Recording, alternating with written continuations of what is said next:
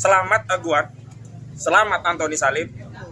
Kalian telah mampu mengadu domba kami. Si pesan kepada Aguan, kamu memang menang, tapi kamu menang hanya dalam keputusan. Justru kemenangan kamu ini, Aguan, Antoni Salim, Uganono Sampono, membakar gelora semangat perjuangan rakyat untuk melawan kejahatan oligarki PIK 2 dan oligarki properti lainnya. Karena modus perampis tanah itu sudah lazim umum dilakukan oleh para oligarki pengembang properti.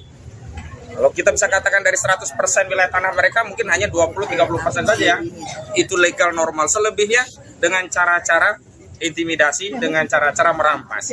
Apa itu merampas? Yakni mengambil tanah orang tanpa keridhaan.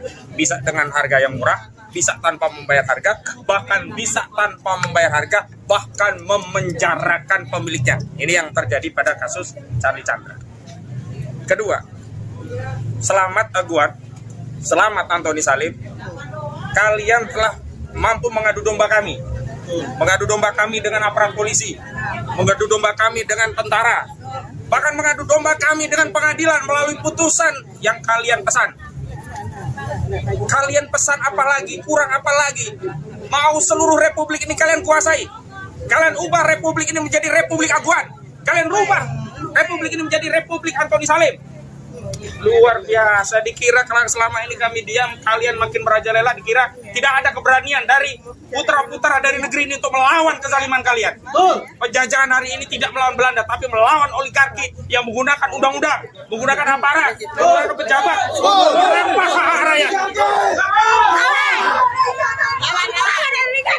Lawan-lawan. Menganggap kami orang kecil tidak berani bersuara. Maka sejak hari ini saya tegaskan, saya umumkan kepada seluruh rakyat Banten dan kepada seluruh rakyat Indonesia, mari kita melawan oligarki perampas tanah di seluruh negeri. Lawan. Kita sudah jangan nggak takut, lawan. Indonesia bangkit tanpa oligarki. Dan kalian harus ingat, Aguan, kau harus ingat Aguan. Ada orang berusaha menghubungi aku, berusaha menyuap aku. Aku tidak butuh dan bahkan kuharamkan makan duit oligarki Aguan. Kau kira aku bisa dibeli dengan uang? Kau kira aku bisa dibeli dengan fasilitas? Aku lebih menjadi kesatria dan terhormat hidup dengan keadaanku seperti ini daripada makan duit oligarki yang haram. Ingat kalian para pengkhianat yang ada di Banten, para pengkhianat yang ada di seluruh republik ini, para pengkhianat yang ada di polisi, para pengkhianat yang ada di tentara, para pengkhianat yang ada di BPN. Ingatlah, kalian akan mati dan apa yang akan kalian katakan pada generasi berikutnya setelah kalian melayani oligarki hanya dengan upeti yang kecil. Setelah itu kalian lihat rakyatmu, generasimu habis dimakan oligarki. Luar biasa. Coba lihat wajah tadi, istri dari Charlie Chandra. Apakah dia tidak punya hati lagi? Anak-anaknya masih kecil. Apakah hanya dengan mengetuk palu itu dianggap kalian tidak berdosa? Lihat. Seorang istri harus dipisahkan dari suaminya. Anaknya masih kecil dipisahkan dengan suaminya.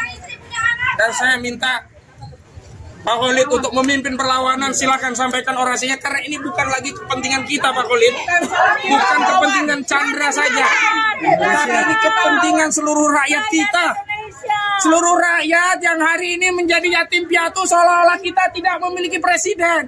Wahai saudara Prabowo Subianto, kemana dirimu? Mana kata-katamu yang katanya kamu akan demo dan tenggelam bersama rakyat? Hari ini rakyatmu tenggelam sendirian. Sementara engkau timbul bersama kekuasaan dan terus joget-joget.